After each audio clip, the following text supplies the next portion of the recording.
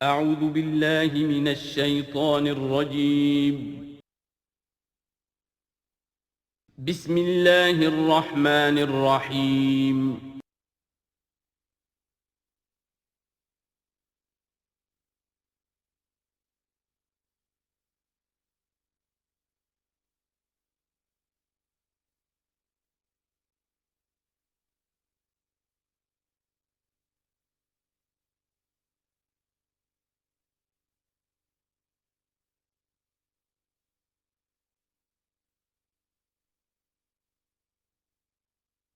الحمد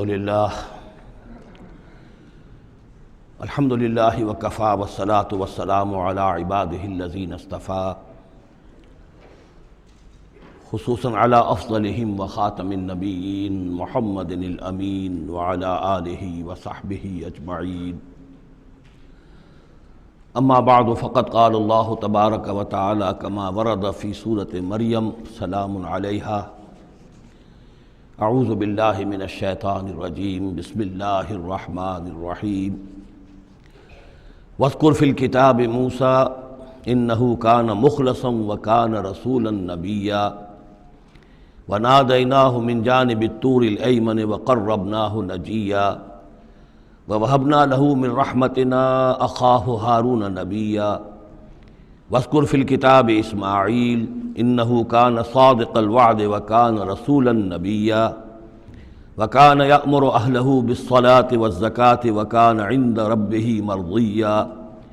واذکر فی الکتاب ادریس انہ کان صدیقا نبیا ورفعناہ مکانا علیا.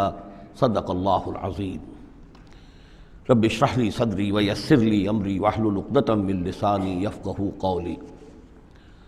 اللہم ربنا الہمنا رشدنا واعذنا من شرور انفسنا. اللہم ارنا الحق حقا وارزقنا اتباعہ وارنا الباطل باطلا وارزقنا اجتنابہ. اللہم ربنا آنس وحشتنا فی قبورنا وارحمنا بالقرآن العظیم. اللہم اجعلہ لنا اماما ونورا وہدى ورحمہ. اللہم ذکرنا منہ ما نسینا وعلمنا منہ ما جہلنا وارزقنا تلاوتہ آناء اللیل وآناء النہار واجعلہ لنا حجتا یا رب العالمین آمین. کل ہم نے سورہ مریم کا آغاز کر لیا تھا اور تقریباً نصف کا ہم ترجمہ کر چکے ہیں، لیکن یہ بات بیان ہونے سے رہ گئی کہ مکی اور مدنی صورتوں کے جس تیسرے گروپ میں اس وقت ہم ہیں، جس کی مکیات کا آغاز ہوا تھا سورہ یونس سے، تو اس میں 9 صورتیں ہم پڑھ چکے ہیں. جیسا کہ میں نے عرض کیا، وہ 9 صورتیں تین صورتوں کے سب گروپس کی شکل میں ہیں. ہر سب گروپ میں ایک جوڑا ہے جس کے اندر وہ نسبت زوجیت بتمام و کمال موجود ہے، اور ایک منفرد مزاج کی صورت ہے. سورہ یونس، سورہ ہود ایک جوڑے کی حیثیت سے، سورہ یوسف منفرد ہے، ایک ہی نبی کے حالات پر پوری صورت جو ہے وہ مشتمل ہے. پھر سورہ رعد اور سورہ ابراہیم یہ جوڑے کی شکل میں ہے. سورہ حجر یہ منفرد مزاج کی ہے، بلکہ اس پورے گروپ میں یہ اس اعتبار سے قدر مختلف نظر آتی ہے کہ اس کا انداز جو ہے وہ ابتدائی زمانے کی صورتوں کا ہے. مضامین کی مناسبت بھی انہی سے ہے. چھوٹی چھوٹی آیتیں ہیں، ردم جو ہے وہ بہت تیز ہے، صوتی آہنگ بہت نمایاں ہے، ڈیوائن میوزک جو ہے، جو ملکوتی غنا ہے، وہ اس میں بہت نمایاں ہے. پھر 3 صورتیں، سورہ نحل سب سے بڑی ہے اس سب گروپ میں، یہ منفرد مزاج کی ہے. لیکن اس کے بعد سورہ بنی اسرائیل اور سورہ کہف یہ ایک نہایت حسین و جمیل جوڑا ہے. اب پھر 3 صورتیں جو آ رہی ہیں، سورہ مریم، پھر سورہ طٰہٰ، سورہ انبیاء.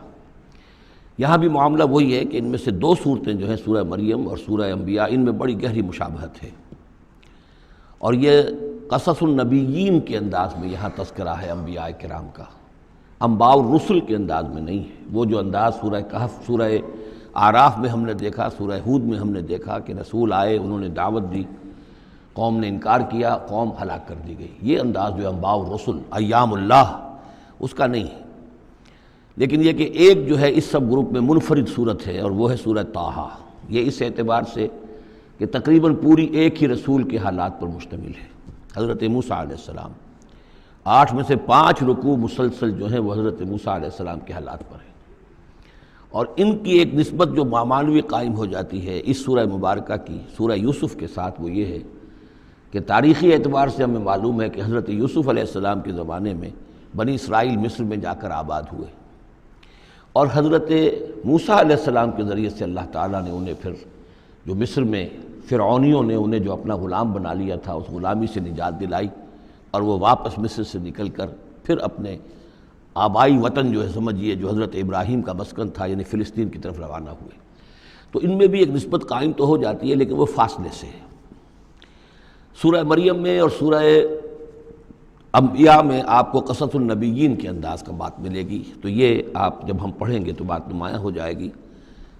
سورہ مریم میں ہم نے اب تک جو پڑھا ہے، سب سے پہلے حضرت زکریا حضرت یحییٰ کا تذکرہ ہوا پہلے رکوع میں، دوسرا رکوع بہت طویل ہے، اس میں حضرت مریم اور حضرت عیسیٰ کا سلام علیہم ان کا تذکرہ ہوا ہے، تیسرے رکوع میں پھر حضرت ابراہیم علیہ السلام کا، اور ان کے ساتھ ہی پھر حضرت اسحاق اور حضرت یعقوب کا تذکرہ ہوا ہے۔ حضرت ابراہیم کے بارے میں کہا گیا کہ انہ کان صدیقا نبیّا۔ اب یہ ایک نئی ترکیب ہے کہ جو پہلی مرتبہ قرآن مجید میں آئی ہے، اور میں نے اسی لیے آج جو ہے کئی آیات تلاوت کی ہیں اگلے رکوع کی کہ آپ یہ دیکھ سکیں کہ 2 کے بارے میں آ رہا ہے رسولا نبیّا، حضرت اسماعیل اور حضرت موسیٰ علیہ السلام رسولا نبیّا، انہ کان رسولا نبیّا، اور 2 ہی کے بارے میں آیا انہ کان صدیقا نبیّا، یعنی حضرت ابراہیم علیہ السلام اور حضرت ادریس علیہ السلام۔ تو اس میں فرق کیا ہے؟ ظاہر بات ہے کہ الفاظ مختلف ہیں، ترکیب مختلف ہے، تو یقیناً ان کا مفہوم جدا ہے، اگرچہ بہت ہی میرے علم کی حد تک کسی نے اس پر توجہ نہیں کی ہے، بلکہ ایک بہت بڑے عالم تھے جو مفسر قرآن بھی ہیں، ان سے جب میں نے تذکرہ کیا تو ان کا کہ کیا واقعی ایسا ہے، یعنی یہ کہ وہ تفسیر بھی لکھ چکے تھے لیکن انہوں نے توجہ نہیں کی۔ ہوتا یہ ہے کہ آدمی جب گزر جاتا ہے تیزی کے ساتھ، اگر کسی چیز کی توجہ نہیں ہوتی، کیا واقعی ایسا ہے کہ 2 کے بارے میں ہے رسول النبیّ اور 2 کے بارے میں ہے صدیق النبیّ؟ تو میں نے ان سے سوال کیا تھا کہ اس میں پھر کیا فرق ہے۔ اس کے لیے میں چاہتا ہوں کہ جو جس حد تک کہ مجھ پر وہ بات اللہ تعالیٰ نے منکشف فرمائی ہے وہ آپ پر بھی میں آپ کے ساتھ بھی شیئر کروں کہ یہ جو ہم پڑھ چکے ہیں، ایک تو سورہ فاتحہ میں اہدنا الصراط المستقیم صراط الذین انعمت علیہم، راستہ ان کا ہمیں دکھا اور ان کے راستے پر چلا جن پر تیرا انعام ہوا۔ اس کی وضاحت سورہ نساء میں آئی، وَمَن يُطِعِ اللَّهَ وَالرَّسُولَ فَأُولَٰئِكَ مَعَ الَّذِينَ أَنْعَمَ اللَّهُ عَلَيْهِم مِّنَ النَّبِيِّينَ وَالصِّدِّيقِينَ وَالشُّهَدَاءِ وَالصَّالِحِينَ وَحَسُنَ أُولَٰئِكَ رَفِيقًا۔ یہ منعم علیہم جو ہیں، جن پر اللہ تعالیٰ کا انعام ہوا ہے، یہ جو جماعت ہے منعم علیہم کی، اس کے 4 درجات ہیں۔ اوپر سے چلیں گے تو انبیاء سب سے اوپر ہیں، پھر نیچے ان کے درجہ ہے صدیقین کا، پھر ان سے نیچے شہداء کا، اور پھر بیس لائن سمجھیے کہ وہ صالحین مومنین جو نیک دل مسلمان ہیں، مخلص ہیں، صادق القول ہیں، صادق الایمان ہیں، یہ گویا کہ بیس لائن ہے۔ نیچے سے چلیں گے تو اس بیس لائن سے اگر کوئی شخص ترقی کرے گا تو پھر درجہ اس کے لیے کیا ہے؟ شہادت کا ہے، اس کے اوپر ایک درجہ صدیقیت کا ہے، اور یہ آخری درجہ ہے، اس لیے کہ اس سے آگے نبوت کا جو درجہ ہے وہ اکتسابی نہیں ہے، وہ تو وہبی ہے، اور وہ دروازہ بھی اب بند ہو چکا، وہ ہمیشہ کے لیے وہ آؤٹ آف باؤنڈز ہے، اب نوع انسانی کے لیے وہ نبوت کا دروازہ بند ہو چکا۔ اس صدیقین اور شہداء کے درمیان کیا فرق ہوتا ہے، اس کو اب سمجھ لینا چاہیے، اور اس کو جدید سائیکالوجی کی 2 اصطلاحات کے حوالے سے آپ بڑی آسانی سے سمجھ سکیں گے۔ اللہ تعالیٰ نے عام طور پر انسانوں کو 2 مختلف مزاجوں پر بنایا ہے، ایکسٹروورٹس، انٹروورٹس۔ کچھ لوگ ہوتے ہیں کہ جو باہر کی دنیا سے انہیں زیادہ دلچسپی ہوتی ہے، کچھ کھیل کود میں، سیر میں، باغ، یہ وہ، باہر کی دنیا سے ملنا جلنا، لوگوں سے ملیں گے، وہ پبلک میں ہوں گے، مجلس میں ہوں گے تو زیادہ چہکیں گے، زیادہ خوش ہوں گے۔ کچھ لوگ برعکس مزاج کے ہوتے ہیں، وہ دروبین قسم کے لوگ ہوتے ہیں، انٹروورٹس۔ وہ اپنے خیالات ہی میں مگن رہتے ہیں، غور و فکر کرتے ہیں، سوچ بچار کرتے ہیں، انہیں تنہائی زیادہ پسند ہوتی ہے، تنہائی میں وہ زیادہ خوش رہتے ہیں۔ تو یہ ایکسٹروورٹس اور انٹروورٹس 2 مزاج ہیں بنیادی طور پر، اللہ تعالیٰ نے بنائے ہیں مختلف مزاج جو ہیں۔ اور ایک ہوتی ہے تیسری ایک کیفیت کہ جس میں یہ دونوں چیزیں بڑے توازن کے ساتھ ہو، ایمبیورٹ۔ یہ بہت شاذ ہوتا ہے، بہت شاذ ہوتا ہے، بہت کم لوگ ہوتے ہیں دنیا میں کہ جو واقعتاً اس میں توازن قائم کر سکیں، یا ادھر کا رجحان ہوگا یا ادھر کا رجحان ہوگا۔ تو جو یہ انٹروورٹس ہوتے ہیں جو غور و فکر کرتے رہتے ہیں، ان کے اندر جو ہے وہ یوں سمجھیے کہ فطرت کی جو اصل حقائق ہیں وہ کچھ زیادہ محفوظ رہتے ہیں ان کے غور و فکر کی وجہ سے۔ پھر وہ کائنات کے بارے میں بھی سوچتے ہیں، تو اس کائنات کی تمام آیات الہیہ بھی گویا کہ ان سے ہم کلام ہوتی ہیں، اشارے کرتی ہیں۔ یہ وہ لوگ ہوتے ہیں کہ جن تک گویا کہ وہ حقائق از خود روشن ہو چکے ہوتے ہیں ان تک، کہ جیسے ہم نے سورہ فاتحہ پڑھتے ہوئے کہا کہ کچھ لوگ ہوتے ہیں اپنی فطرت سلیمہ اور عقل سلیم کی رہنمائی میں یہاں تک تو پہنچ گئے کہ اللہ کو پہچان لیا، آخرت کو پہچان لیا، یہ بھی سمجھ لیا کہ اللہ ہی کی بندگی کرنی چاہیے، کیسے کریں یہ پتہ نہیں، اہدنا الصراط المستقیم، اب وہ راستہ مانگتے ہیں کہ ہمیں راستہ دکھا۔ یہ صدیقین ہوتے ہیں، اور ان کی شان یہ ہوتی ہے کہ جیسے ہی کسی نبی کی دعوت ان کے کان میں آتی ہے وہ ایسے لپک کر قبول کرتے ہیں کہ گویا کہ منتظر بیٹھے تھے، جیسے کوئی شخص وضو کر کے بیٹھا ہوا کہ بس اذان کی آواز آئے اور میں چلوں، اتنا ہی ہوتا ہے۔ اسی لیے حضور نے فرمایا ابو بکر رضی اللہ تعالیٰ عنہ کے بارے میں کہ میں نے جس کے سامنے بھی ایمان کی دعوت پیش کی اس نے کچھ نہ کچھ توقف ضرور کیا سوائے ابو بکر کے، ایک لحظے کا توقف نہیں کیا، گویا کہ وہ تو تیار بیٹھے ہوئے تھے۔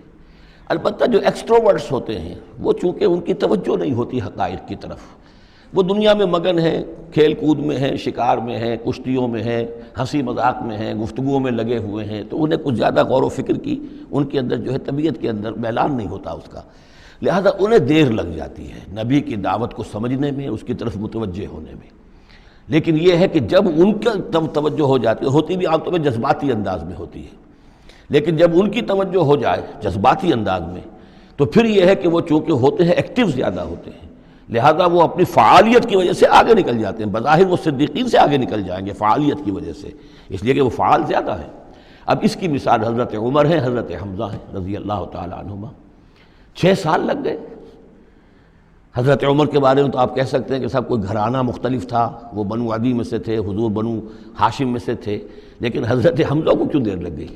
6 سال، سگے چچا ہیں، دودھ شریک بھائی ہیں، ساتھ کے کھیلے ہم جولی ہیں، نہایت محبت کرنے والے حضور سے، اور اسی کیفیت کے اندر وہ ایمان لائے کہ ایک روز آئے باہر سے، شکار کھیل کر آ رہے تھے، کئی دن باہر رہے تھے، واپس آئے تو ابھی گھر میں داخل نہیں ہوئے تھے، لونڈی نے کہا کہ آج تو ابو جہل نے بڑی گستاخی کی ہے آپ کے بھتیجے کے ساتھ، اور بس یہ سنتے ہی آگ بگولا ہو کر گئے ہیں، کمان جا کے ماری ابو جہل کے سر میں کہ تم نے یہ کیا ہے، اور اسی وقت کا اچھا میں اس پر ایمان لایا، آؤ کرو مقابلہ تم، یہ ان کے ایمان کا معاملہ ہے۔ تو یہ حمزہ ہیں، اس طرح حضرت عمر ہیں، چلے تھے حضور کو قتل کرنے کے ارادے سے، لیکن اپنی بہن کے اندر جو دیکھی، اس کے اندر یہ کہاں سے اتنی استقامت آ گئی کہ بھائی جان چاہے آپ ہمیں قتل کر دیں، جان سے مار دیں، لیکن اب یہ جو دین ہم نے قبول کیا اس کو ہم چھوڑنے والے نہیں ہیں۔ بہنوئی کو تو مار مار کے لہو لہان کر دیا تھا سعید ابن زید کو، بہن کو بھی مارا ہے، لیکن پھر اچانک بدل گئے۔ پھر وہی عمر جو ہے جو تلوار ننگی لے کے چلا تھا قتل کرنے کے ارادے سے، گردن میں تلوار حمائل کیے ہوئے، جیسے غلام ہوتے ہیں، ان کے ہاں غلاموں کا رواج یہ تھا، ان کی تلواریں گردنوں میں حمائل ہوتی تھی، وہ آ رہا ہے اور ایمان لا رہا ہے۔ تو یہ ہے شہداء، صدیقین اور شہداء۔ تو اب مزاج جو ہے انبیاء میں بھی آپ کو ملے گا، کچھ لوگوں کا مزاج شہداء سے مناسبت رکھتا ہے۔ حضرت اسماعیل کا آپ نے سنا ہوگا، یہ واقعات قصوں میں آتے ہیں، وہ شکار جیسے کہ حضرت حمزہ کی کیفیت ہے، وہ نکل جاتے تھے، حضرت ابراہیم 2 مرتبہ گئے ہیں، ملاقات ہی نہیں ہوئی، اس لیے کہ وہ اپنے شکار پر نکلے ہوئے تھے۔ اس طرح کا معاملہ حضرت اسماعیل کا تھا۔ حضرت موسیٰ بھی جلالی مزاج کے آدمی تھے، ایک آدمی کو مکہ مارا ہے اور اس کی جان نکال دی ہے۔ حضرت ابراہیم وہ دوسری قسم، وہ صدیق النبی، ان کے مزاج جو ہے وہ اس نوعیت کا، صدیقیت کے ساتھ مناسبت رکھنے والا۔ تو نبوت تو ان کو بھی ملی، نبوت ان کو بھی ملی، لیکن مزاجی فرق کی وجہ سے ایک صدیق نبی ہے اور ایک رسول نبی ہے، اس لیے کہ رسول کے ساتھ جو لفظ مناسبت رکھتا ہے وہ شہادت ہے۔ تمام رسول شاہد بنا کر بھیجے گئے ہیں۔ یہ جو کار رسالت ہے، تبلیغ اور اتمام حجت، اس کے اندر تو عمل کا پہلو زیادہ ہے، اور اس میں پھر شہداء زیادہ نمایاں ہوتے ہیں۔ تو رسولوں کے لیے تو ہے ہی یہ، یا ایھا النبی انا ارسلناک شاہدا ومبشرا ونذیرا وداعیا الی اللہ باذنہ وسراجا منیرا، اور جیسے کہ ہم نے پڑھا وکیف اذا جئنا من کل امۃ بشہید، تو رسولوں کے ساتھ مناسبت لفظ کی جو ہے وہ شہادت کی ہے۔ تو گویا کہ شہداء کا مزاج رکھنے والے جو نبی ملے وہ رسول النبی ہیں، اور صدیقیت کا مزاج رکھنے والے جن کو نبوت مل گئی وہ صدیق نبی ہیں۔ تو حضرت ابراہیم انہ کان صدیقا نبیا، وہ تو ہم پڑھ چکے تھے، اب آگے چلیے۔ ابھی اس موضوع پر مزید گفتگو سورہ حدید میں چل کر ہوگی۔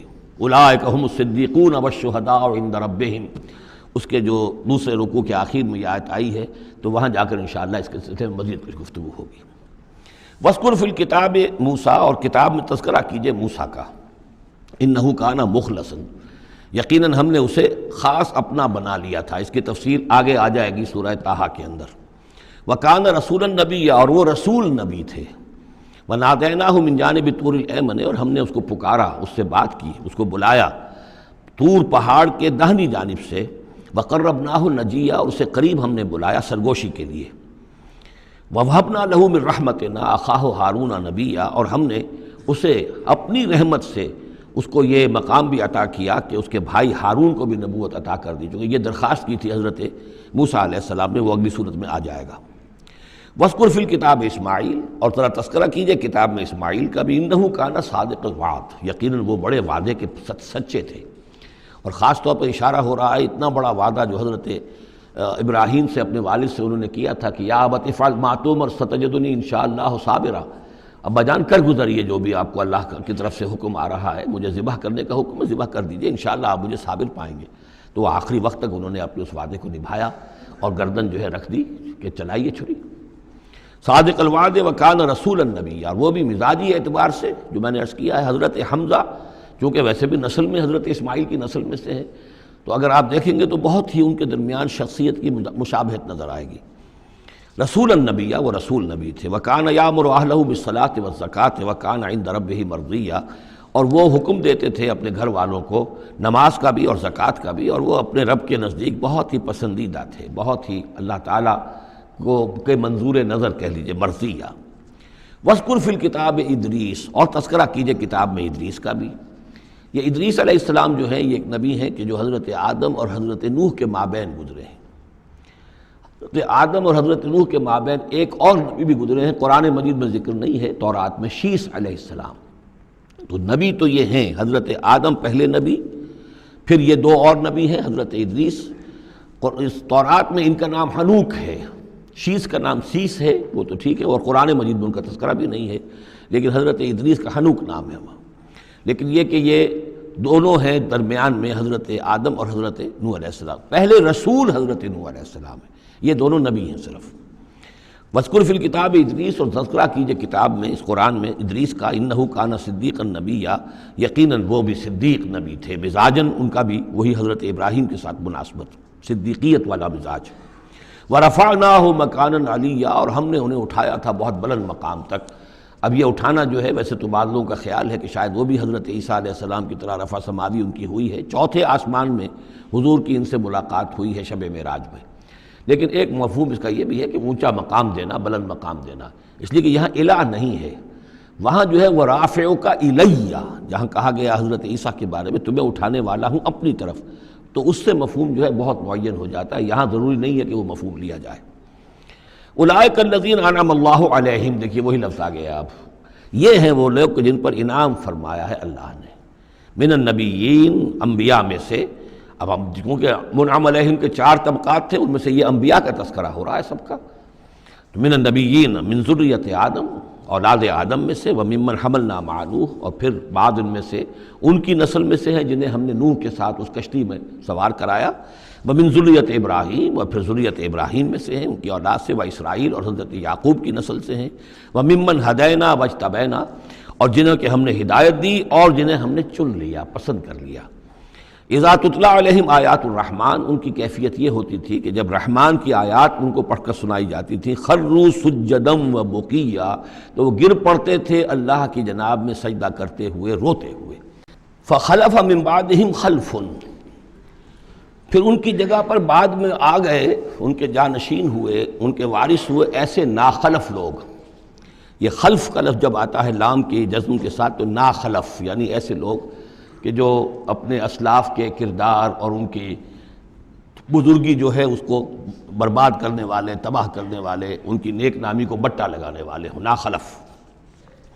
فخلف من بعدہم خلف، پھر ان کی اولاد میں سے ایسے ناخلف بھی پیدا ہوئے، اضاعوا الصلاۃ، جنہوں نے نماز کو تو ضائع کر دیا، واتبعوا الشہوات، اور خواہشات کی پیروی کی، شہوات، خواہشات، جذبات، فسوف یلقون غیا، تو عنقریب ان کی ملاقات ہو جائے گی گمراہی کے ساتھ، یعنی گمراہی کا جو انجام ہے یہ اس سے دو چار ہو جائیں گے۔ الا من تاب وآمن وعمل صالحا، سوائے اس کے کہ جو توبہ کریں اور ایمان لائیں اور نیک عمل کریں، فاولئک يدخلون الجنہ، وہ لوگ جنت میں داخل ہوں گے، ولا یظلمون شیئا، اور ان پر قطعاً کوئی ظلم نہیں کیا جائے گا، ان کا کوئی حق تلفی نہیں کی جائے گی، ان کے پورے اعمال کا انہیں بدلہ مل جائے گا۔ جنات عدن التی وعد الرحمن وعبادہ بالغیب، یعنی ان کو کیا ملے گا؟ وہ باغات، ریزیڈینشل گارڈن، بسنے والے باغات، رہنے والے باغات، جن کا کہ وعدہ کیا تھا رحمان نے اپنے بندوں سے غیب میں۔ یعنی ظاہر بات ہے قرآن مجید میں وعدہ ہو رہا ہے تو ابھی نہ وہ جنت ہمارے سامنے ہے، نہ خود اللہ تعالیٰ جو ہے رو در رو ہمارے سامنے ہے، ہم ایمان لا رہے ہیں اس پر غیب میں، یؤمنون بالغیب۔ انہ کان وعدہ ماتیا، یقیناً اس کا وعدہ جو ہے وہ تو پورا ہونے والا ہی ہے، اس کو تو وقت پر پہنچنا ہی ہے، اب وہ اپنی جگہ پر پختہ ثابت ہوگا۔ لا یسمعون فیہا لغوا الا سلاما، وہ نہیں سنیں گے اس میں کوئی لغو بات، بس صرف سلام ہی سلام، ہر طرف سے فرشتے آ رہے ہیں تو سلام، قیلا سلاما سلاما۔ وَلَهُمْ رِزْقُهُمْ فِيهَا بُكْرَةً وَعَشِيًّا، اور ان کے لیے ان کا رزق ہوگا اس میں صبح بھی اور شام کو بھی۔ تِلْكَ الْجَنَّةُ الَّتِي نُورِثُ مِنْ عِبَادِنَا مَنْ كَانَ تَقِيًّا، یہ ہے وہ جنت جس کو کہ ہم، جس کے وارث بنائیں گے ہم اپنے بندوں میں سے ان کو کہ جو متقی ہوں گے، خدا ترس ہوں گے، اللہ سے ڈرنے والے ہوں گے۔ وَمَا نَتَنَزَّلُ إِلَّا بِأَمْرِ رَبِّكَ، اور اے نبی ہم نہیں نازل ہوتے مگر آپ کے رب کے حکم سے۔ لَهُ مَا بَيْنَ أَيْدِينَا وَمَا خَلْفَنَا وَمَا بَيْنَ ذَلِكَ وَمَا كَانَ رَبُّكَ نَسِيًّا، اسی کے اختیار میں ہے جو کچھ ہمارے سامنے ہے اور جو کچھ ہمارے پیچھے ہے اور جو ان دونوں کے مابین ہے، اور اے نبی آپ کا رب بھولنے والا نہیں ہے۔ یہ بہت اہم مضمون ہے، اور در حقیقت ایک مضمون کا یوں سمجھیے کہ سلسلہ شروع ہو رہا ہے جس کی پہلی کڑی یہ ہے۔ اس کو یوں سمجھیے کہ حضور صلی اللہ علیہ وسلم کو جو قرآن مجید سے شغف تھا اور محبت تھی اور شوق تھا آپ کا، تو جو وقفہ پڑ جاتا تھا وہی میں، وہ آپ پر بڑا شاخ گزرتا تھا۔ آپ چاہتے تھے کہ وہی جلدی جلدی آئے تاکہ آپ اس سے اور اپنے وجود پرنور کو مزید منور کریں۔ آپ جو ہے قرآن مجید سے جو آپ کو عشق تھا اس کے بنا پر اس میں آپ کو اجلت رہتی تھی کہ جلدی آئے قرآن۔ تو اس حوالے سے آپ نے حضرت جبرائیل سے شکوہ کیا کہ آپ وقفے وقفے سے آتے ہیں، ہم انتظار کرتے رہتے ہیں۔ اس کا یہ جواب ہے جو جہاں دیا جا رہا ہے، وَمَا نَتَنَزَّلُ إِلَّا بِأَمْرِ رَبِّكَ، اے نبی ہم اپنی مرضی سے نہیں نازل ہو سکتے، ہم نہیں نازل ہوتے مگر آپ کے رب کے حکم سے۔ لَهُ مَا بَيْنَ أَيْدِينَا، یہ بہت ہی یعنی یوں سمجھیے کہ گہرے الفاظ ہیں۔ لَهُ مَا بَيْنَ أَيْدِينَا وَمَا خَلْفَنَا، جو ہمارے آگے ہے اس کا اختیار بھی اللہ ہی کا ہے، جو ہمارے پیچھے ہے اس کا اختیار بھی اللہ ہی کا ہے۔ وَمَا بَيْنَهُمَا وَمَا بَيْنَ ذَلِكَ، آگے اور پیچھے کے مابین کون ہے پھر؟ ہم، میں، میرا وجود، میرے آگے میرے پیچھے، اور ان دونوں کے درمیان کون ہے؟ میں گویا کہ بالکلیہ اللہ تعالیٰ کے حکم کے تابع ہوں۔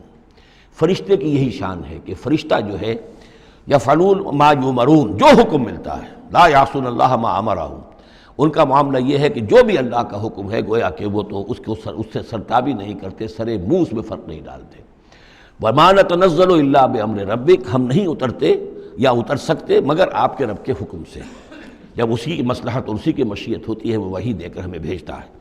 لہو ما بین ایدینا وما خلفنا وما بین ذالک وما کان ربک نسیا، اور اے نبی یہ جو کچھ تاخیر ہو جاتی ہے کسی بھول کی وجہ سے نہیں ہے کہ اللہ کو کوئی نسیان لاحق ہو گیا ہے تو تھوڑی دیر کے لیے توجہ کہیں اور ہو گئی ہے، معاذ اللہ، تیرا رب جو ہے بھولنے والا نہیں ہے، بلکہ یہ حکمت کے تحت ہے، اللہ تعالیٰ کی مشیت یہ ہے۔ کذالک لنثبت بہ فؤادک رتل اللہ ترتیلا، وہ جو ہم پڑھ چکے سورہ بنی اسرائیل میں بھی، وقرآنا فرقناہ لتقرأہ علی الناس علی مکث ونزلناہ تنزیلا، یہ ہماری حکمت ہے کہ ذرا وقفے وقفے سے آپ یہ قرآن لوگوں کو پڑھ کر سنائیں۔ رب السماوات والارض، وہ رب ہے آسمانوں کا اور زمین کا، وما بینہما، اور جو ان دونوں کے مابین ہے، فاعبدہ، پس اسی کی بندگی اور پرستش کیجئے، واصطبر علیہ لعبادتہ، اور اس کی عبادت کے اوپر پوری طرح جمے رہیے، صبر کیجئے۔ ہل تعلم لہ سمیہ، تو کیا تم جانتے ہو کہ اس کی سی شان کا کوئی اور بھی کوئی اور ہستی ہے؟ ظاہر بات ہے جو شان اللہ کی ہے اس کی سی شان رکھنے والی کوئی اور ہستی کائنات میں موجود نہیں۔ وَيَقُولُ الْإِنسَانُ وَإِذَا مَا مِتُّ لَسَوْفَ أُخْرَجُ حَيًّا، اور یہ انسان کہتا ہے حیران ہو کر، کیا میں جب مر جاؤں گا تو پھر مجھے زندہ کر کے اٹھا لیا جائے گا؟ یعنی یہ وہ لوگ ان میں سے کہ جو بعث بعد الموت کے منکر تھے۔ میں نے بارہا آپ کو بتایا کہ اکثر و بیشتر تو وہ مانتے تھے، لیکن وہ کہتے تھے کہ وہاں ہمیں چھڑانے والے ہیں، ہمارے شفعاء ہیں، ہؤلاء شفعاؤنا عند اللہ، تو بعث بعد الموت کے وہ منکر نہیں تھے، لیکن ایک طبقہ ان میں ایسے لوگوں کا بھی تھا۔ اب یہ ان کی بات ہو رہی ہے۔ وَيَقُولُ الْإِنسَانُ وَإِذَا مَا مِتُّ لَسَوْفَ أُخْرَجُ حَيًّا، کہ جب میں مر جاؤں گا پھر مجھے دوبارہ اٹھا لیا جائے گا اور نکال دیا جائے گا۔ اولا یذکر الانسان، تو کیا اس انسان کو یہ یاد نہیں ہے انا خلقناہ من قبل ولم یک شیئا، کہ وہ کچھ بھی نہیں تھا اور ہم نے اسے پیدا کیا ہے، تو کیا مشکل ہے ہمارے لیے دوبارہ اس کو پیدا کر دینا؟ کیا تھا وہ پہلے، اس کی کیا حقیقت تھی؟ یعنی جہاں سے ہم اپنے آپ کو جانتے ہیں وہ بھی ظاہر بات ہے کہ ایک نطفہ ایک ہے، اس سے ہمارا آغاز ہوا، یہ تو سبھی جانتے ہیں نا۔ تو اس سے اللہ تعالیٰ نے اگر انسان بنا دیا ہے تو کیا اللہ تعالیٰ دوبارہ تمہیں پیدا نہیں کر سکتا؟ فَوَرَبِّكَ، تو قسم ہے تیرے رب کی، لَنَحْشُرَنَّهُمْ وَالشَّيَاطِينَ، ہم جمع کریں گے ان سب کو بھی اور تمام شیطانوں کو، ثُمَّ لَنُحْضِرَنَّهُمْ حَوْلَ جَهَنَّمَ جِثِيًّا، اور پھر ہم سب کو جمع کر لیں گے جہنم کے گرد کہ یہ اپنے گھٹنوں کے بل گرے ہوئے ہوں گے۔ ثُمَّ لَنَنزِعَنَّ مِن كُلِّ شِيَّةٍ أَيُّهُمْ أَشَدُّ عَلَى الرَّحْمَنِ عِتِيًّا، پھر ہم ہر گروہ میں سے، ہر قوم میں سے پھر نکالیں گے کون ہیں وہ جو سب سے زیادہ اکڑنے والے تھے رحمان کے مقابلے میں۔ بلاؤ ادھر سے ابو جہل کو اور بلاؤ ادھر سے عقبہ ابن ابی معیط کو، ہر گروہ میں سے جو سب سے زیادہ اللہ کا کی اس کے ساتھ گستاخی کرنے والا اور سب سے زیادہ تکبر کرنے والا تھا، پھر اس کو آگے نکال کر نمایاں کیا جائے گا۔ ثم لنحن عالم بالذین هم اولی بحاصلیہ، پھر ہم خوب جانتے ہیں ان لوگوں کو کہ جو بہت زیادہ قابل ہوں گے اور سب سے پہلے داخل ہونے والے ہوں گے اس جہنم کے اندر۔ وَإِن مِّنكُمْ إِلَّا وَارِدُهَا کان علی ربک حتما مقضیا، اور تم میں سے کوئی بھی نہیں ہے مگر یہ کہ اسے ایک مرتبہ جہنم پر آنا ہوگا۔ یہ فیصلہ ہے تیرے رب کا حتمی، طے شدہ، حتماً مقضیہ۔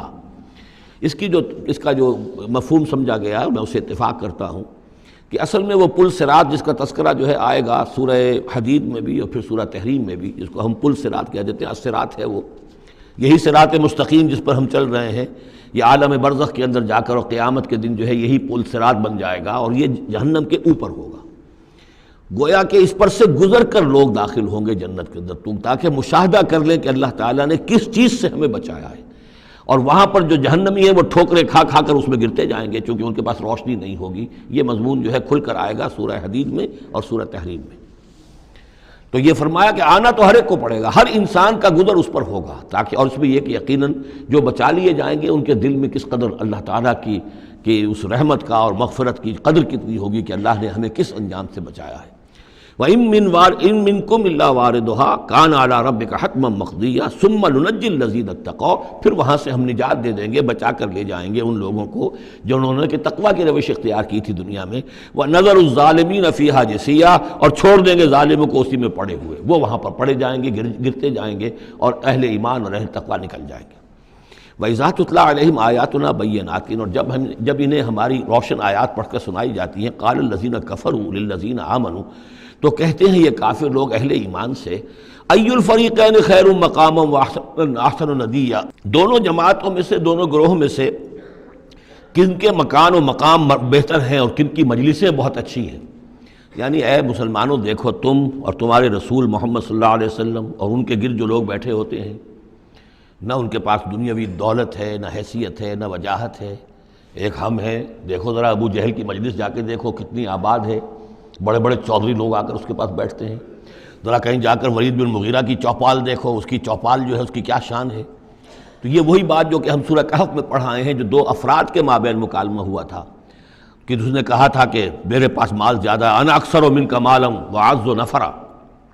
اسی طرح انہوں نے کہا کہ ای الفریقین خیر مقاما واحسن ندیا، کہ یہ دو گروہ دیکھ لو تمہارے سامنے ہیں، ایک معلوم ہوتا ہے کہ مفلس ہیں، کلاش ہیں، غلام لوگ ہیں، ان کے ساتھ بیٹھے ہوئے ہیں، بلال بیٹھا ہوا ہے، وہاں وہ ابو فقی بیٹھا ہوا ہے، یہ جو عمار ہے اور یہ فلاں ہے اور یہ یاسر ہیں، یہ لوگ ہیں۔ ادھر جا کر دیکھو وہ کتنی سج دھج کے ساتھ، شان و شوکت کے ساتھ ان کی محفلیں ہیں، کیا کچھ ساز و سامان ہے، کیسے قالین بچھے ہوئے ہیں۔ ای الفریقین خیر مقاما واحسن ندیا وکم اہلکنا قبلہم من قرن، اور ہم نے ان سے پہلے کتنی ہی قوموں کو ہلاک کیا ہے، ہم احسن و اساسا وریا، وہ ان سے بھی کہیں بڑھ کر تھے اپنے اساس البیت، اساس جس کو ہم اساسہ کہتے ہیں، ساز و سامان میں اور نام و نمود میں، شان و شوکت میں، ریا، ان کی شان و شوکت ان سے بھی کہیں بڑھ کر تھی، اور وہ ہلاک ہوئے۔ قوم عاد اور قوم سمود یہ سب کا، اور قوم شعیب۔ قل من کان فی الضلالۃ فلیمدد لہ الرحمن مدا، اے نبی ان سے کہہ دیجئے جو شخص بھی ضلالت میں، گمراہی میں ہے، تو اللہ کا یہ طریقہ ہے، قاعدہ ہے کہ اللہ تعالیٰ اسے پھر اور ڈھیل دیتا ہے، رسی دراز کرتا ہے، اس کو اور نعمتیں دے دیتا ہے۔ حتیٰ اذا رأوا ما یوعدون، یہاں تک کہ جب اچانک وہ وقت آ جائے گا کہ جس کے ان کو دھمکی دی جا رہی ہے، اما العذاب و اما الساعہ، یا تو دنیا میں عذاب آ جائے، عذاب ہلاکت، عذاب استحصال، یا قیامت، فسیعلمون، تب وہ جان لیں گے، من ہوا شر مکانا واضعف جندا، کہ کون ہے جو اپنے مقام اور مرتبے کے اعتبار سے بدتر ہے، اور کون ہے کہ جو لشکر اور اپنے لاؤ لشکر کے اعتبار سے کمزور تر ہے۔ اس وقت پتہ چلے گا کہ محمد زیادہ طاقتور تھے صلی اللہ علیہ وسلم یا ابو جہل زیادہ طاقتور تھا۔ آخرت میں جا کر حقیقت کھل جائے گی۔ اس وقت تو یہ ایک سراب ہے، نظر آ رہا ہے، ایک ڈرامہ ہے، کھیل ہو رہا ہے، حقیقت جو ہوگی وہ منکشف ہو جائے گی اس دن۔ وَيَزِيدُ اللَّهُ الَّذِينَ اهْتَدَوْا هُدًى، اور اللہ تعالیٰ ان لوگوں کی ہدایت میں اضافہ کرتا ہے جو ہدایت کی راہ اختیار کریں۔ اللہ بڑھاتا ہے ان لوگوں کو ہدایت میں کہ جنہوں نے ہدایت اختیار کی۔ والباقیات الصالحات خیر عند ربک ثوابا وخیر مردا، اور یقیناً نیک باقی رہنے والے تو وہ نیک عمل ہے۔ یہ مال و دولت باقی رہنے والا نہیں ہے، یہ تو یہیں کی شے یہیں رہ جائے گی۔ باقیات الصالحات، بقا اگر ہے، دوام ہے انسان کے ساتھ، اس عالم آخرت میں جانے والی کوئی شے ہے تو باقیات الصالحات ہے، وہ تو نیک کام ہے۔ خیر عند ربک ثوابا، وہ یقیناً تیرے رب کے نزدیک بہت بہتر ہیں بدلے کے اعتبار سے بھی، وخیر مردا، اور اس اعتبار سے بھی کہ لوٹ کر جایا جائے ان کے پاس۔ جب ہم وہاں پہنچیں گے ہمیں اپنے اعمال جو ہیں وہاں منتظر ملیں گے، ان کی جزا، بلکہ یہ کہ کہا جائے گا یہ تمہارے اعمال ہی ہیں، ان کی شکل بدل گئی ہے۔ افرأیت الذی کفر بآیاتنا وقال لأوتین مالا وولدا، تو کیا تم نے دیکھا اس شخص کو جو ہماری آیات کا تو کفر کرتا ہے اور کہتا ہے مجھے تو لازماً ملے گا، مال بھی ملے گا اور اولاد بھی ملے گی۔ یہ وہی بات سمجھ لیجیے سورہ کہف میں آ چکی ہے کہ اس نے کہا تھا وَلَئِن رُدِدتُّ إِلَىٰ رَبِّي لَأَجِدَنَّ خَيْرًا مِنْهَا مُنْقَلَبًا، تم جو ہو جوتیاں پھٹکار رہے ہو یہاں پر بھی، تمہیں وہاں بھی کچھ نہیں ملنا۔ اگر واقعی آخرت ہو ہی گئی، اول تو مجھے گمان نہیں، میں نہیں سمجھتا کہ وَمَا أَظُنُّ السَّاعَةَ قَائِمَةً وَلَئِن رُدِدتُّ إِلَىٰ رَبِّي لَأَجِدَنَّ خَيْرًا مِنْهَا مُنْقَلَبًا، تو مجھے وہاں پر بھی اچھا ہی ملے گا جیسے یہاں اچھا ملا ہوا ہے۔ وہی اسی طرح یہ ہے کہ ان کا ہمیں تو وہاں پر بھی ملے گا، آخرت میں بھی بہت سا مال بھی ملے گا، اولاد بھی ملے گی۔ اطلاع الغیب، یہ دنیا بھی مراد ہو سکتی ہے لیکن میرے نزدیک آخرت ہی مراد ہے۔ اطلاع الغیب، کیا وہ غیب پر مطلع ہو چکا ہے، اس نے جھانک کر دیکھ لیا ہے غیب کو؟ ام اتخذ عند الرحمن عہدا، یا وہ کوئی رحمان سے عہد لے چکا ہے، پکا قول و قرار لے چکا ہے جس پر اس یقین سے کہہ رہا ہے کہ اسے تو مال بھی ملے گا اور اولاد بھی ملے گی۔ کلا، ہرگز نہیں۔ سنکتب ما یقول، جو کچھ یہ کہہ رہا ہے وہ ہم لکھ لیں گے تاکہ جواب دہی پوری کرنی پڑے کہ کیا کیا بکواس تم کیا کرتے تھے۔ وَنَمُدُّ لَهُ مِنَ الْعَذَابِ مَدًّا، اور پھر عذاب کے اندر ہم اس کے اضافہ کرتے چلے جائیں گے، عذاب کو اس کے لیے کھینچتے چلے جائیں گے۔ وَنَرِثُهُ مَا يَقُولُ، اور جو کچھ وہ کہہ رہا ہے اس کے وارث تو ہم ہوں گے، سارا مال دنیاوی سامان جو بھی کچھ ہے وہ تو ہماری وراثت میں آ جائے گا۔ وَيَأْتِينَا فَرْدًا، اور وہ جب آئے گا ہمارے سامنے ہماری عدالت میں پیش ہونے کے لیے تو ایک فرد کی حیثیت سے آئے گا، نہ اولاد ساتھ ہوگی، نہ مال، نہ خدم، نہ حشم، نہ قوم، نہ ہم نشین، نہ حاشیہ نشین، کوئی نہیں ہوگا۔ وَاتَّخَذُوا مِن دُونِ اللَّهِ آلِهَةً، انہوں نے اللہ کے سوا کچھ اختیار کر لیے ہیں اپنے معبود، لِيَكُونُوا لَهُمْ عِزًّا، تاکہ وہ ان کے مددگار بنے، ان کے لیے سہارا بنے، پشت پناہ بنے، اللہ کے ہاں انہیں کچھ چھڑا سکے عذاب سے۔ کلا، ہرگز نہیں۔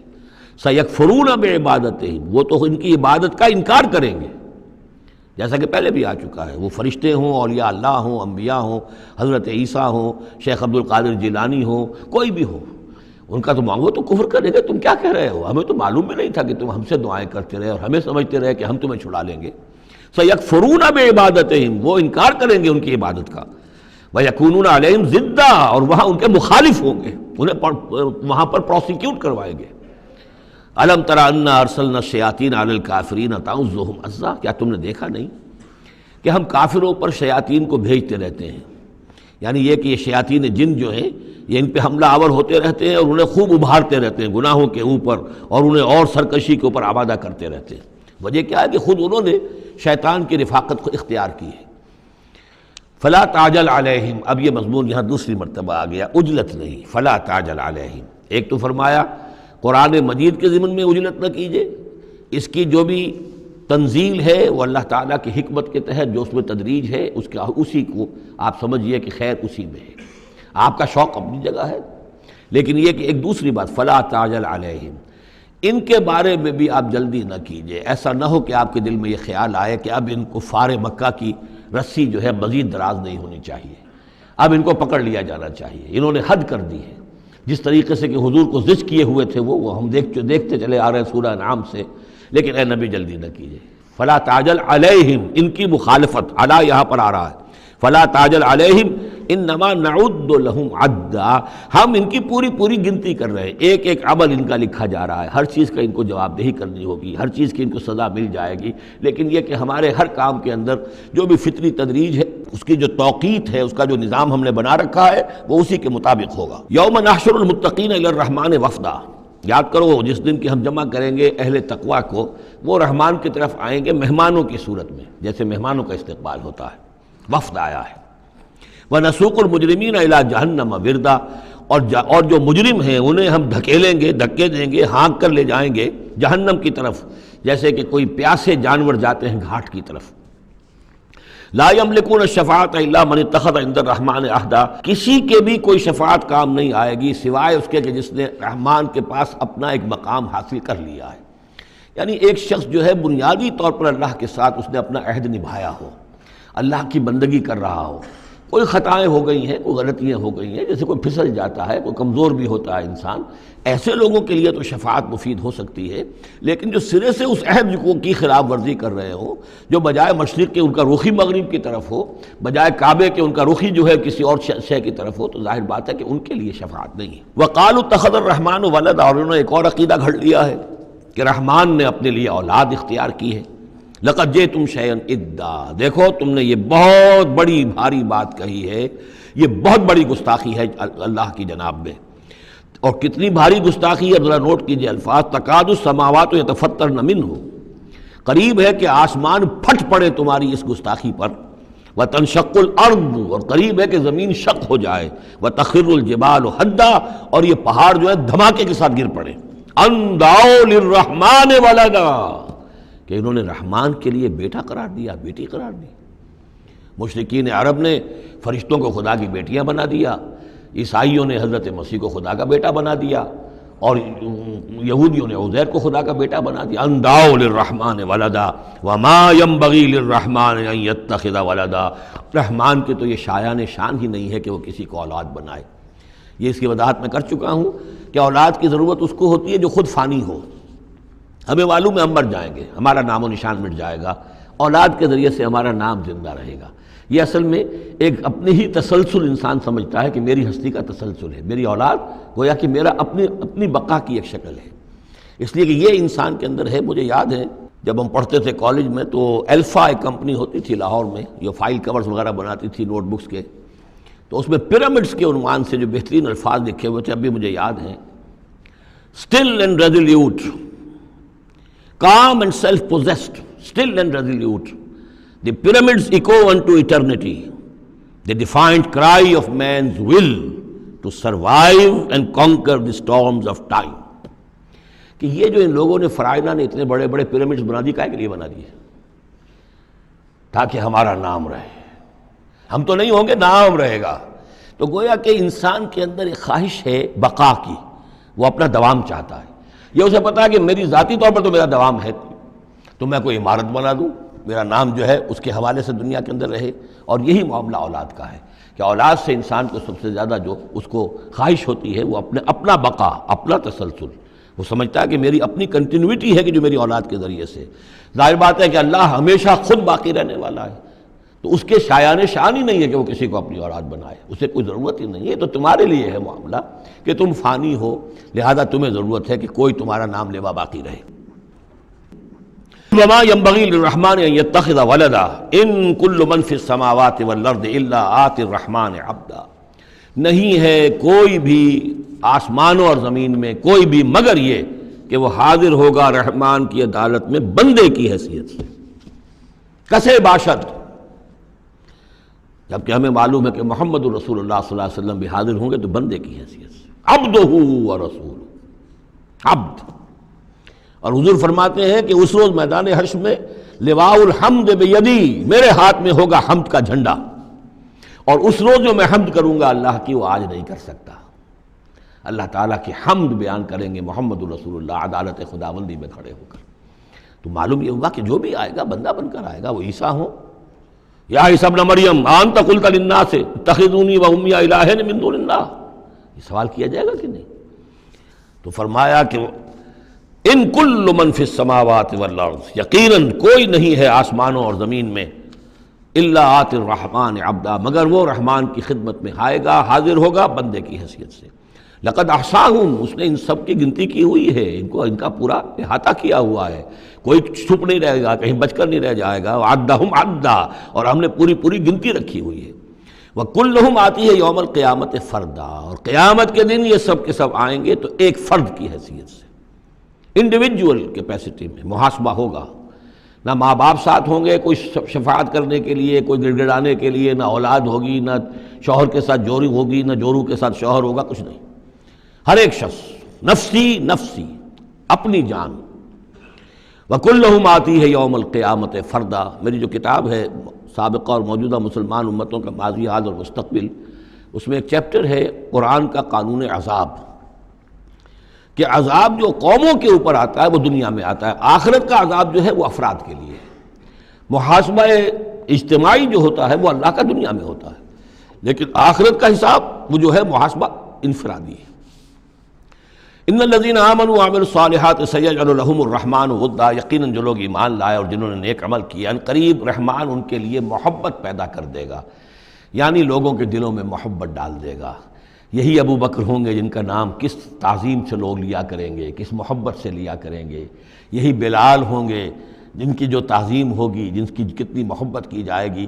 ابھی ذرا وقت ہے، کٹھن ہے۔ سیجعل لهم الرحمن ودا، حدیث میں بھی آتا ہے کہ اللہ تعالیٰ جو ہے اپنے کسی بندے سے محبت کرتا ہے تو پہلے فرشتوں کو، جبرائیل سے کہا جاتا ہے کہ میں اپنے اس بندے سے محبت کرتا ہوں، اعلان کر دو۔ وہ فرشتوں میں اعلان کرتے ہیں، ان کے دل میں اس کی محبت ڈال دی جاتی ہے، پھر وہ عام دنیا میں اور لوگوں کے اندر اس کی ایک محبت ڈال دی جاتی ہے۔ فَإِنَّمَا يَسَّرْنَاهُ بِلِسَانِكَ، یہ آیت بڑی اہم ہے۔ تو ہم نے اس قرآن کو یسرنا ہو، اس کو قرآن کو آسان کر دیا ہے، بلسان کا، آپ کی زبان پر یا آپ کی زبان کے ساتھ، یعنی عربی زبان میں۔ یہ بہت آسان ہے، بہت ہی ستھری زبان ہے، سادہ زبان ہے، جس کو ہم کہتے ہیں کہ سہل ممتنع، اس کے اندر ثقالت نہیں ہے، بوجھل پن کا نہیں ہے، بہت بھاری برکم الفاظ کہیں کہیں شاذ آئے ہیں، ورنہ عام طور پر قرآن مجید جو بڑی سلیس زبان میں ہے۔ انما یسرناہ لسانک، بلسانک لتبشر بہ المتقین، تاکہ آپ بشارت دیں اس کے ذریعے سے متقیوں کو، وتنذر بہ قوما لدا، اور اس کے ذریعے سے انذار فرمائے۔ یعنی آپ کی دعوت کا مرکز و محور اور آپ کا آلہ جو ہے، آلہ دعوت، آلہ انقلاب، وہ قرآن مجید ہے۔ انذار کیجئے قرآن کے ذریعے، تبشیر کیجئے قرآن کے ذریعے، تذکیر کیجئے قرآن کے ذریعے۔ فذکر بالقرآن من یخاف وعید، تذکیر ہو، واعظ ہو قرآن کے ذریعے۔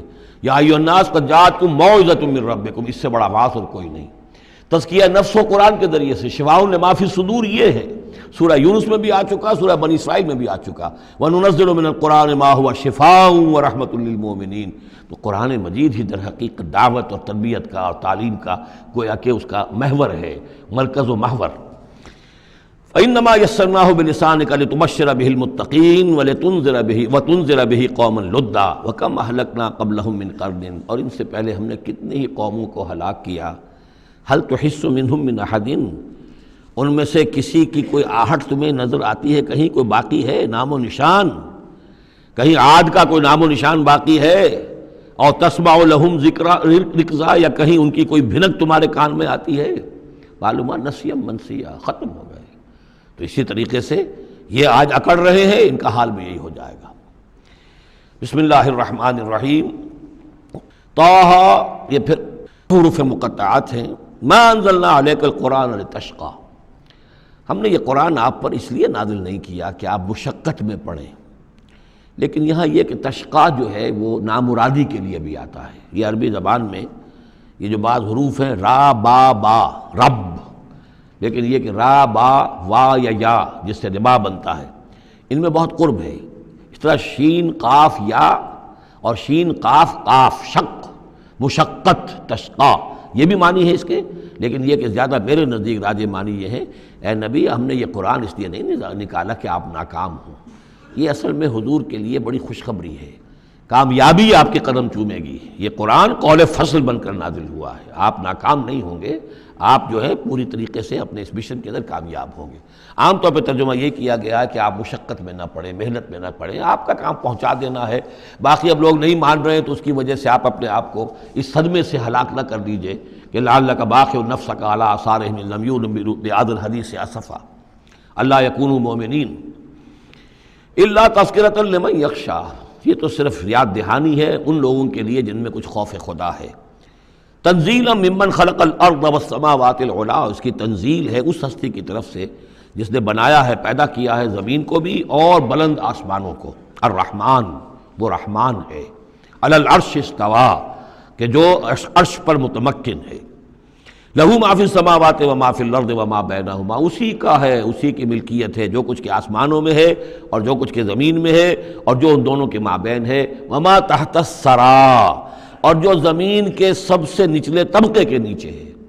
یہ سرا جو ہے گیلی زمین، اور گیلی زمین کے نیچے جو کیا ہے زمین کے اندر، وہ بھی سب اللہ کا ہے۔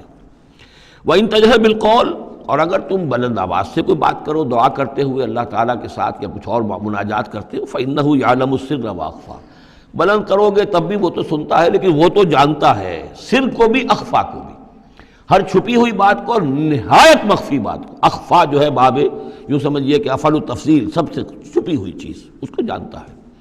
اللہ لا الہ الا ہو، وہ اللہ ہے جس کے علاوہ کوئی معبود نہیں۔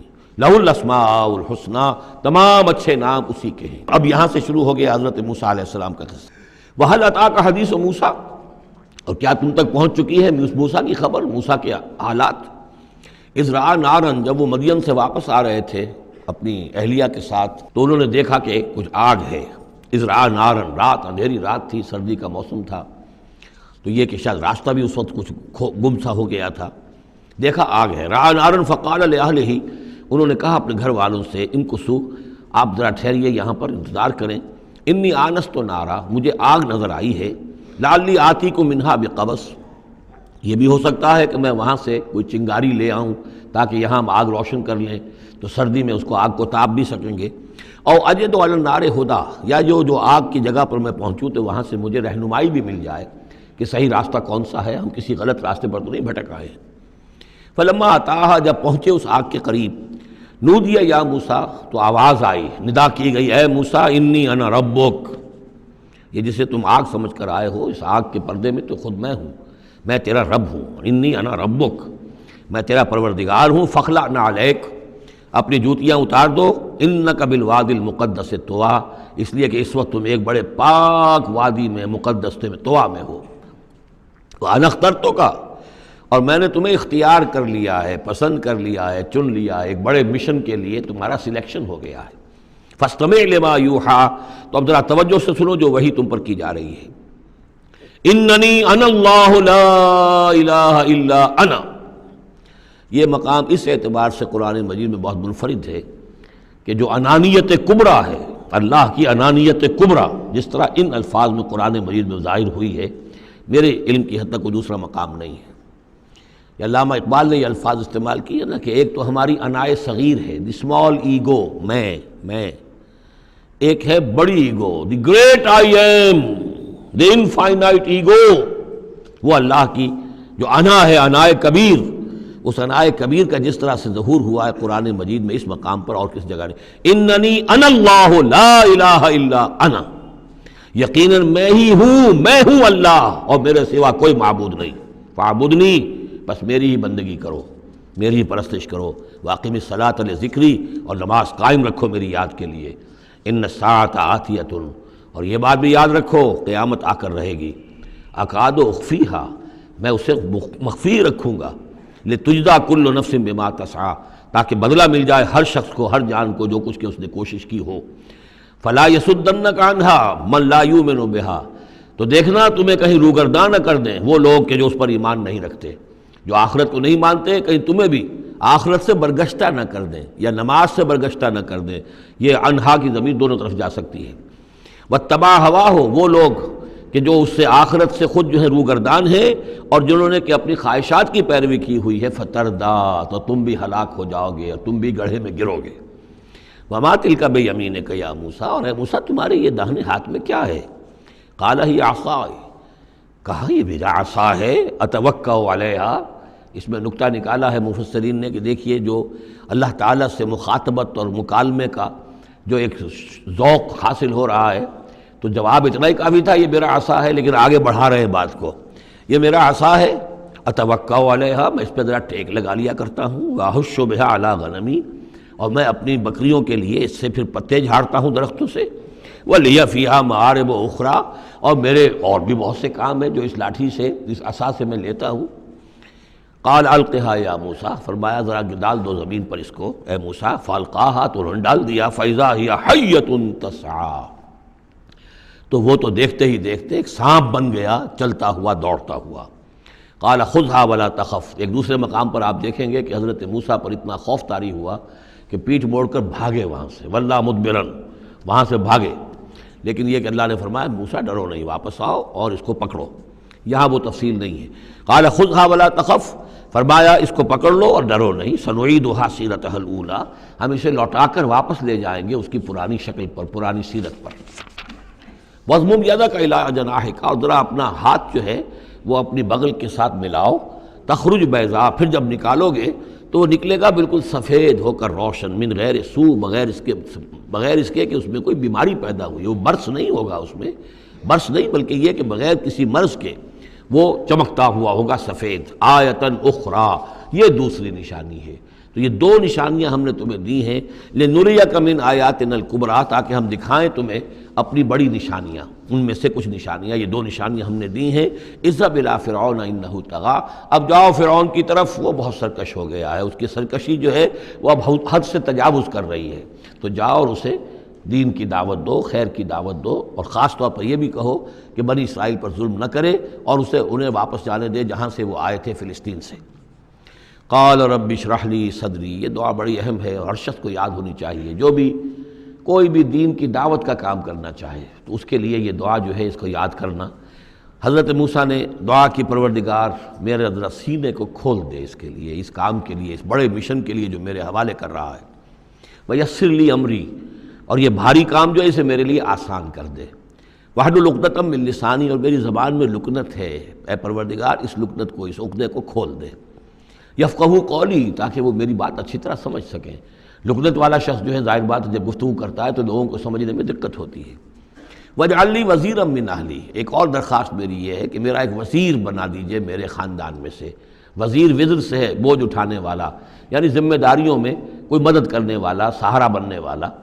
تو وَاجْعَلْ لِي وَزِيرًا مِّنْ أَهْلِي، میرے اپنے خاندان میں سے، ہارون اخی، اور خود اس سجسٹ کر دیا میرے بھائی ہارون کو اس کام میں، اشدد بہ اذری، اس کے ذریعے سے میری کمر کو مضبوط کر دے، اور اشرکہ فی امری، واشرکہ فی امری، اسے میرے اس کام میں شریک کر دے، کہ نسبحک کثیرا، تاکہ ہم دونوں مل کر پھر تیری تسبیح کریں کثرت کے ساتھ، ونذکرک کثیرا، اور تیرا ذکر کریں کثرت کے ساتھ، انک کنت بنا بصیرا، یقیناً پروردگار تو ہمیں دیکھ رہا ہے ہمارے حالات سے، تو خود جو ہے وہ چشمدید گواہ ہے۔ قال قد اوتیت سؤلک یا موسیٰ، فرمایا کہ ٹھیک ہے موسیٰ، گرانٹڈ، یور ریکویسٹ گرانٹڈ، قد اوتیت سؤلک یا موسیٰ، اے موسیٰ جو تم نے سوال کیا، جو درخواست کی، وہ سب ہم نے منظور کی۔